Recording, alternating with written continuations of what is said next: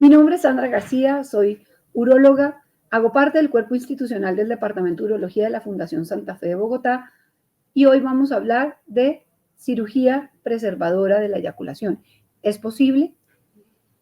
Debo informar que no tengo ningún conflicto de interés con respecto a esta conferencia. Primero vamos a hablar un poco de qué significa eyaculación. Y esta es el evento fisiológico de corta duración que hace parte integral de la respuesta sexual, se acompaña de orgasmo en la mayoría de los casos y es seguido por un periodo refractario. Es un reflejo y esto implica que tenga un adecuado funcionamiento del sistema nervioso central y del sistema nervioso periférico, donde actúan diferentes receptores y diferentes neurotransmisores, especialmente la serotonina, que la inhibe a nivel central, o la dopamina, que tiene un efecto estimulante, especialmente en la emisión y en el comportamiento sexual, favoreciendo la eyaculación. La eyaculación se divide en dos fases. Tiene un mecanismo periférico que se conoce como emisión y se produce por la contracción de las vesículas seminales y de la próstata por el paso del semen a la uretra posterior. En este momento puede todavía inhibirse voluntariamente y está mediado por el nervio hipogástrico. Su segunda fase se llama eyección o eyaculación y es la expulsión a través del meato uretral. Se caracteriza porque hay unas contracciones pulsátiles de músculo bulbo cavernoso y bulbo esponjoso y del piso pélvico.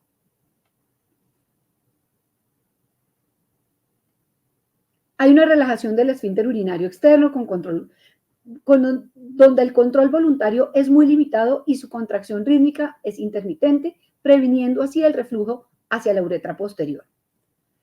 En este momento también el cuello vesical se cierra y ya se vuelve un reflejo incontrolable, ya no hay marcha atrás. En este instante también se produce un estímulo sensorial del verum montanum y está mediado básicamente por el nervio pudendo. Como vimos en la definición inicial, en la mayoría de los hombres el orgasmo y la eyaculación van al mismo tiempo. El orgasmo también es un reflejo, pero es un proceso cerebral secundario al estímulo sensorial también del nervio pudendo y son dos eventos distintos. El orgasmo se define como la sensación de máximo placer que produce una alteración transitoria del estado de conciencia acompañado de contracciones miotónicas generalizadas, dando como resultado una sensación de bienestar y felicidad. En este estudio, donde se evaluaron 202 encuestados, donde 102 eran hombres, evaluaron a 100 personas que, digamos, eran sus parejas, de los cuales el 89% eran heterosexuales. El 73% refirieron que tenían una cantidad de volumen de semen promedio. Solamente el 3% refirieron que no eyaculaban y el 7% de las parejas decían que sus parejas no eyacularon. En este mismo estudio se mostró que el 55% de los encuestados decían que eyacular era una parte muy importante del placer de la actividad sexual. El 30% de sus parejas decían que era importante, pero el 47% decían que era neutral. Y el 18% de los hombres dijeron que definitivamente no era importante y el 34% de sus parejas tampoco era importante la eyaculación. El 50% de los hombres fueron neutrales ante la pregunta, ¿es importante el semen para su pareja? El 29% dijo que era importante para su pareja y el 20% dijo que no era importante para su pareja. Sin embargo, hay que tener en cuenta una cosa y es que de estas parejas encuestadas, aunque habían dicho que era importante la eyaculación, el 65% apoyan el tratamiento de próstata a su pareja a pesar de que fueran a tener cambios eyaculatorios. En este estudio, en Suiza, evaluaron a 240 mujeres entre 20 y 60 años y querían saber cómo era o qué importancia le daban a la eyaculación durante la actividad sexual y frente a la satisfacción. A la pregunta, ¿qué tan importante es para usted que su pareja eyacule o alcance el orgasmo? El 95% dijo que era muy importante o algo importante. A la pregunta, ¿tiene un orgasmo más intenso dependiendo de la eyaculación o orgasmo de su pareja? Digamos que la respuesta fue favorable en el 60%. Al 40% realmente o no le importaba o no era importante para ella o ni siquiera le ponía atención. En cuanto a la pregunta, ¿usted siente un mayor orgasmo con la percepción subjetiva del volumen del eyaculado? El 92% de las mujeres dijeron que estaban en desacuerdo. Esto nos haría pensar que en algunas culturas las mujeres pueden decir que sí es muy importante el volumen del eyaculado durante la actividad sexual, pero en este estudio mostraron que no. La última pregunta que hicieron, por ejemplo, ¿experimenta un orgasmo más intenso cuando su pareja eyacula intravaginal durante el coito? Y solamente el 53% dijeron que podía ser algo más intenso. Y aquí simplemente podemos explicar mejor que ese volumen, esa cantidad de semen expulsado, la percepción de acuerdo a su atractivo en la actividad sexual, por ejemplo, en desacuerdo total hasta el 40% y en desacuerdo el 28%, o sea, casi el 70% de las mujeres no les parecía importante. Y otros dijeron que ni de acuerdo ni en desacuerdo, y esto nos alcanza casi a un 80%. Entonces, en conclusión, esto nos podría mostrar que para las mujeres no, o para estas parejas no es tan importante la expresión en la cantidad del eyaculado durante la actividad sexual. ¿Cuál es la asociación entre disfunción eyaculatoria y síndrome urinario obstructivo bajo? Hay una disminución del volumen eyaculatorio o pérdida de la eyaculación simplemente más elevada en aquellos pacientes que tienen un síndrome urinario obstructivo bajo por crecimiento prostático. Y esto es un factor de riesgo independiente para disfunción eyaculatoria. Aquí tenemos algunos estudios y hemos encontrado que la asociación con trastornos de la eyaculación puede ir desde el 3% entre los 50 y los 54 años, aumentar hasta el 35% con un rango hasta el 63% cuando son personas mayores de 50 años. ¿Pero qué se les dice a los hombres? El 50% de los hombres entre 51 y 60 años y el 90% de los hombres mayores de 80 años presenta hiperplasia prostática benigna. En 612 hombres seguidos durante un año, ¿qué encontraron de los cuales iban a ser llevados a cirugía? Cuando tenían síntomas leves, solo el 6% eran operados.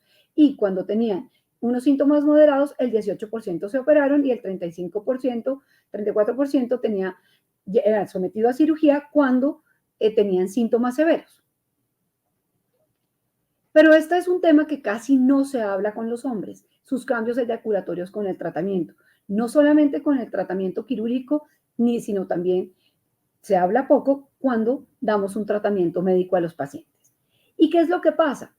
La mayoría, lo que muestran los estudios es que la mayoría de las sociedades urológicas son silenciosas al respecto. Es como si esta parte sexual y eyaculatoria no tuviera tanta importancia para nuestros hombres. La mayoría de los hombres, lo muestra en este estudio, buscan en Internet y se informan en Internet por los cambios que podrían sufrir si son llevados a algún tratamiento especialmente quirúrgico. Muchos de los doctores no explican los cambios en esta función eyaculatoria y que estos pueden llegar a ser permanentes. Para muchos es importante el paso del semen a través de la uretra y muchos lo asocian con el placer del paso del líquido por esta uretra.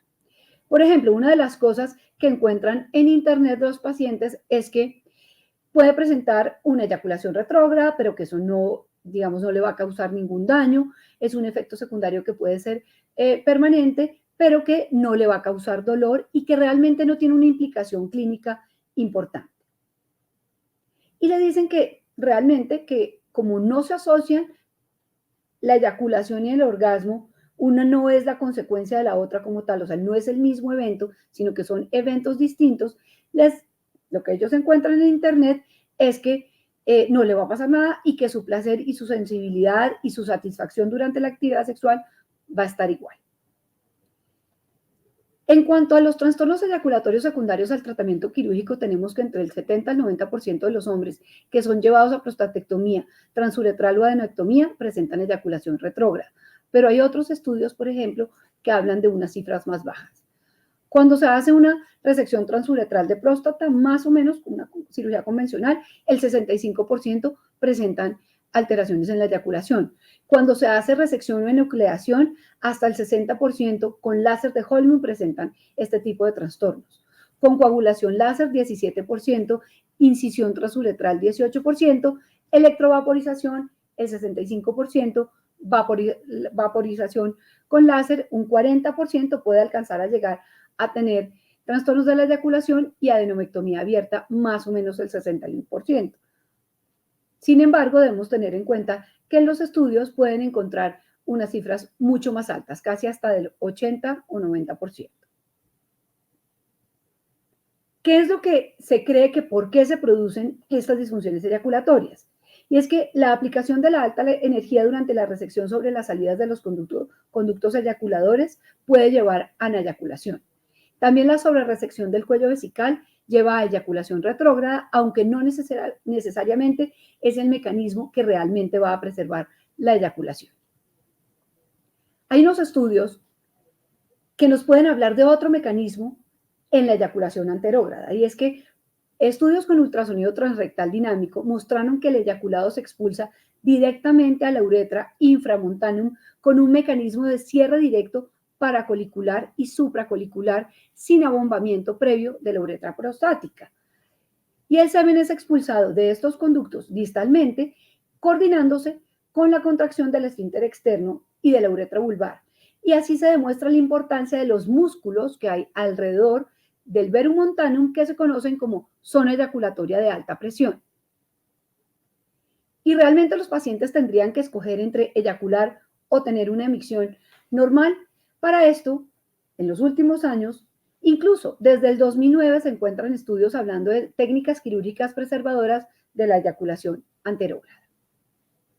Aquí, en el 2007 al 2008, fue publicado en el 2009, el doctor Leonardi describió que en 52 hombres que fueron llevados a cirugía preservadora de eyaculación con láser de diodo, el 50% mantuvieron la eyaculación anterógrada, 2 presentaron eyaculación retrógrada y 2 disminuyeron el volumen seminal. Y lo que podemos ver en la fotografía es este triángulo donde dice ET y el orificio de salida de los eyaculadores, que es el área a 1 centímetro del verum montanum que puede preservar la eyaculación. Y esto está también descrito en otros estudios donde se busca la preservación de la capucha eyaculatoria, donde se marca 1 centímetro proximal al verum montanum, se hace una resección completa del lóbulo medio por encima de esta marca y resección de los lóbulos laterales, y en la parte apical se usa como parámetro de seguimiento el colículo seminal como borde distal para mantener este centímetro de preservación. Se remueven los fragmentos para que no quede ningún tejido obstructivo. Lo que muestran aquí es que la preservación con esta técnica con una resección transuretral de próstata es casi hasta del 90% cuando se preserva la capucha eyaculatoria versus el láser de holmium, donde hacen enucleación, que era más o menos del 46% y se comportaba como una prostatectomía abierta. En este video tomado del doctor Enrique Rizzo en internet, muestran más o menos cómo es que debe hacerse la marcación con láser verde, porque la fotovaporización de próstata puede permitirnos también la preservación de la eyaculación, y lo que hacemos es lo mismo que les describía anteriormente, y es preservar la capucha eyaculadora y conservando así la eyaculación anterógrada entre un 65 al 87% de los casos. Este es el límite, 1 centímetro por encima del verum montanum.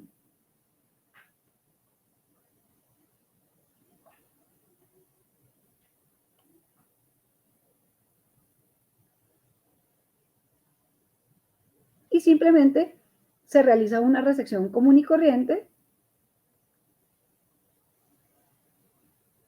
con la técnica usual, y ahí se ven cómo se preserva el área que les estaba mencionando anteriormente. Pero hay unas técnicas mínimamente invasivas que podrían permitir preservar la eyaculación. Dentro de estas tenemos aquablation, que es simplemente una alta velocidad de expulsión de agua guiado por ecografía transrectal. Se hace una resección del tejido, pero también se puede hacer preservación del cuello y del verum montanum. Sin embargo, tiene más riesgo de sangrado y de transfusión. El RESUM, que es una técnica de ablación térmica con vapor de agua, transfiere calor por convección y causa necrosis tisular. Urolift, que son simplemente implantes permanentes insertados sobre el tejido obstructivo mediante cistoscopio, son de nitinol y acero inoxidable, comprimen y retraen el tejido adenomatoso. Y existen otras ultra o verdaderamente mínimamente invasivas. Estas técnicas son unos dispositivos temporales de implantes de nitinol que se colocan en la uretra prostática. Por ejemplo, el iTint, que son 3 filamentos unidos en la base, más una juela de antimigración, causa presión en la uretra prostática, produciendo necrosis en las áreas donde hace presión. Tenemos la embolización de la arteria prostática. Sin embargo, puede llegar a tener aneyaculación, aunque es menor, pero puede lograrlo hasta en el 16% de los pacientes. Y puede tener complicaciones severas como necrosis de recto, vejiga y del glande. En estos estudios simplemente lo que podemos mirar es la comparación y cuáles pueden llegar a tener, digamos, trastornos eyaculatorios. Cuando se comparó, por ejemplo, la Aquablation con la resección transuretral de próstata, esta era del 11% versus casi 30% de los que se les había hecho resección transuretral. Existen otros sistemas como un catéter que se llama Optilum, que es una solución mecánica con balón inflado que libera una sustancia antiproliferativa que se llama paclitaxel, que es un quimioterapéutico usado en stents coronarios y periféricos y está en desarrollo y podría también ser importante. Otras técnicas como toxina botulínica, inyecciones con triflutato fexapotide, que simplemente se inyecta rectal intraprostática con propiedades proapoptóicas, y también hay sustancias inyectables con PSA activado que pueden llegar a producir lisis celular y otros stents que están en desarrollo. Lo que podemos ver ya para finalizar con respecto a este estudio que hizo un análisis sistemático de la literatura e hizo un análisis comparativo de los resultados, en 3.978 estudios decidieron escoger 20 estudios randomizados control que cumplieron con todos los criterios e hicieron controles al primero, tercer, sexto y 12 meses. Y encontraron que con todos los tratamientos mínimamente invasivos y especialmente los ultrainvasivos, la calidad de vida mejoró, el IPSS mejoró y no mostraron cambios en la eyaculación, excepto con aquellos que se hacía embolización de la arteria prostática. El resumen en este estudio, en esta revisión sistemática, demostró ser el más efectivo. Para concluir, la eyaculación es muy importante para todos los hombres y debemos explicar claramente la posibilidad de presentar estos cambios, que aunque la sensación de placer es separado y en general muchos hombres, digamos, lo pueden aceptar y tomar muy bien, la mayoría están acostumbrados a que esto se den conjuntamente. Es importante poder escoger técnicas mínimamente invasivas donde se preserve la eyaculación, especialmente en jóvenes y en aquellos para quienes es muy importante eyacular sin sacrificar la mejoría de los síntomas del tracto urinario. Muchas gracias.